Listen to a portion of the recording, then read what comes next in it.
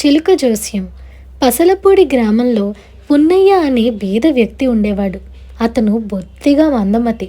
ఏ పని సరిగ్గా చెయ్యలేకపోయేవాడు. పెరిగి పెద్దయ్యేదాకా తల్లిదండ్రుల చేత చేతకాని చవట, అదృష్టహీనుడు అని తిట్లు తిన్నాడు. పెద్దవాడయ్యాక పెళ్లి చేసుకుని పెళ్ళాం చేత కూడా అదే మాటలు పడ్డాడు. అసలే దరిద్రము, అందులో భార్య చేత మాటలు పడటము సహించలేక పున్నయ్య ఒకనాడు ఇల్లు విడిచి దేశాల మీద బయలుదేరాడు. ఊరి బయటనే ఒక చెట్టు కింద చిలుక జ్యోతిష్యుడొకడు పున్నయ్యకు కనిపించాడు. యజమాని పంజరం తలుపు తెరవగానే అందులో ఉండే చిలుక బయటకొచ్చి పెట్టెలో అడ్డంగా పేర్చి ఉండే చీటీలలో ఒకదాన్ని తీసి యజమానికిస్తుంది.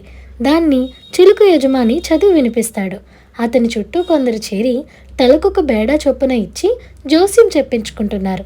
పున్నయ్య కూడా చిలుక జోస్యుడి చేతిలో ఒక బేడా పెట్టి జోస్యం చెప్పమన్నాడు. చిలుక ఒక చీటీ తీసిచ్చింది. జ్యోతిషుడు దాన్ని చూసి ఇలా చదివాడు. నిన్ను దేవుడు కన్ను తెరిచి చూశాడు.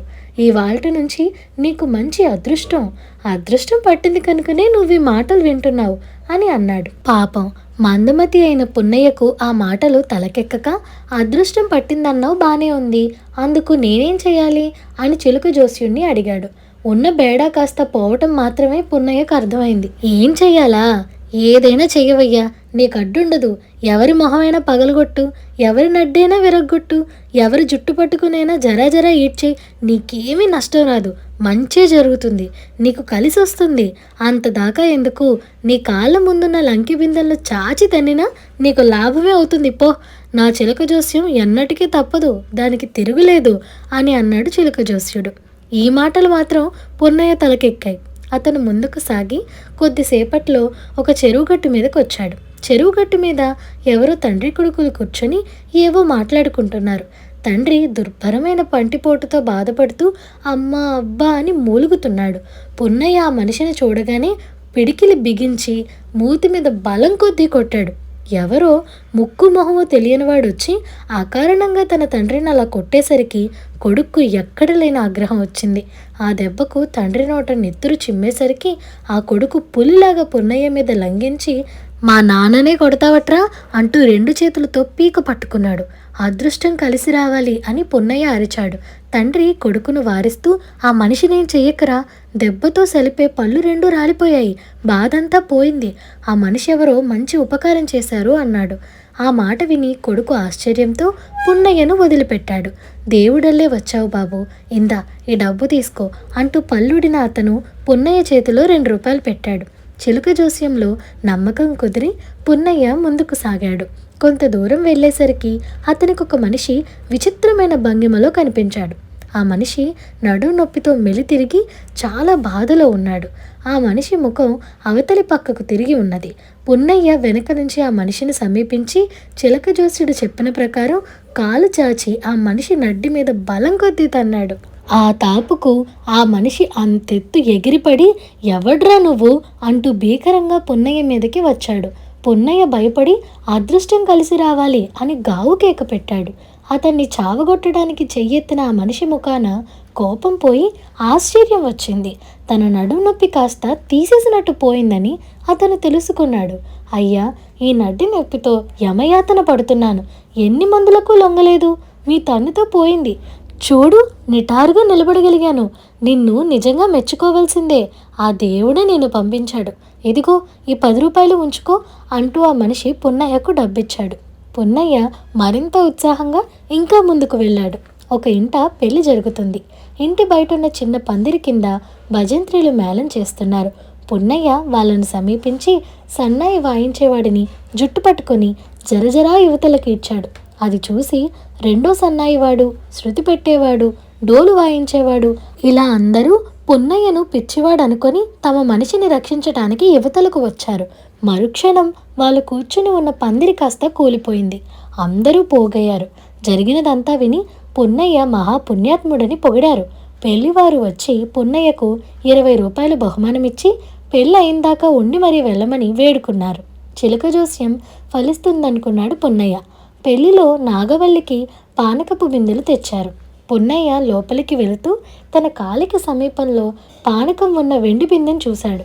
ఏదో బిందెను తన్నమని చిలుక జోస్యుడు చెప్పిన మాట అతనికి జ్ఞాపకం వచ్చి ఎదురుగా ఉన్న వెండి బిందెను ఒక్క తన్ను తన్నాడు. అంతే, పానకం అంతా నేలపాలైంది. అది చూసిన వాళ్ళందరికీ పట్టరాని కోపం వచ్చింది. కొంతమంది అయితే ఇంకా చూస్తారేంటి అవతల గంటక అంటూ కేకలు కూడా వేశారు. అదృష్టం కలిసి రావాలి అని పున్నయ్య ఆక్రోశించాడు. ఇంతలో ఎవరో వచ్చి బోర్లా పడిన వెండి బిందెను ఎత్తి చూసేసరికి అయ్యో పామురా అని గట్టి కేక పెట్టారు. అది బతుకున్న పాము కాదు, చచ్చిపోయింది. అది పానకంలో ఉండాలి. ఇక పున్నయ్యను మెచ్చుకొని వారు లేరు. అతనికి బ్రహ్మరథం పట్టేసి పరమశివుడే ఈ రూపంలో వేయించేశాడా అనుకున్నారు. చిన్న పెద్ద అతని కాళ్లకు మొక్కారు. 2 పక్షాల వాళ్ళు అతనికి బట్టలు పెట్టి బంగారం చదివించి ఇంటి దగ్గర ఉన్న పార్వతీదేవికి అంటే పున్నయ్య భార్య పున్నమ్మకు పెద్ద సారె తయారు చేసి పున్నయ్య వద్దంటున్నా వినకుండా మేనా కట్టించి మరీ అందులోనే అతన్ని ఇంటికి పంపేశారు. తన భర్త మహారాజులాగా ఇంటికి తిరిగి రావడం చూసి అతని భార్య ఆశ్చర్యపోయింది. తన కోసం అతను తెచ్చిన జరీ చీరలు, పట్టు చీరలు, బంగారు కాసులు అన్నీ చూసి ఆమె మహా మురిసిపోయి ఇవన్నీ ఎలా సంపాదించావని అడిగింది. పున్నయ్య తన భార్యకు జరిగిందంతా చెప్పి ఆ పెళ్లి వాళ్ళు నన్ను బలవంతాన ఇంటికి పంపారే గాని లేకపోతే నేను ఇప్పుడే రాకపోదును, ఇంకా ఎంతమంది ముఖాలో పగలగొట్టుందును, ఎంతమంది నడ్డులో విరగ్గొడుదును అన్నాడు ధీమాగా. అదృష్టం కలిసి వచ్చిన మొగుడికి తెలివితేటలు పెరగలేదని గ్రహించి పున్నమ్మ భార్యతో ఈ కలిసి వచ్చినదంతా అదృష్టం వల్లే, అయినా మనకొచ్చిన అదృష్టం చాలే, ఇకనైనా ప్రశాంతంగా ఇంటి పట్టున ఉండు, అదృష్టం అనే సంచిలో ధనం ఎప్పుడైపోతుందో మనకి తెలియదు అని చెప్పింది. అయినా పున్నయ్యకు చిలక జోస్యం మీద గురి ఏమాత్రం చెడలేదు. అందుచేత అతను భార్యతో చెప్పకుండా మరోసారి ఇల్లు విడిచి బయలుదేరాడు. చీకటి పడే వేళకు ఒక చిన్న గ్రామం వచ్చింది. ఆ రాత్రి అక్కడ సత్రంలో ఒక స్వాముల వారు తన భక్తులకు తత్వబోధ చేస్తున్నారు. పున్నయ్య అక్కడికి చేరుకున్నాక ఆ స్వాముల వారి ముఖం పగలగొట్టాలనిపించింది. అతను జనం మధ్యగా స్వాముల వారిని సమీపించి ఆయన ముఖం మీద బలంగా గుద్దాడు.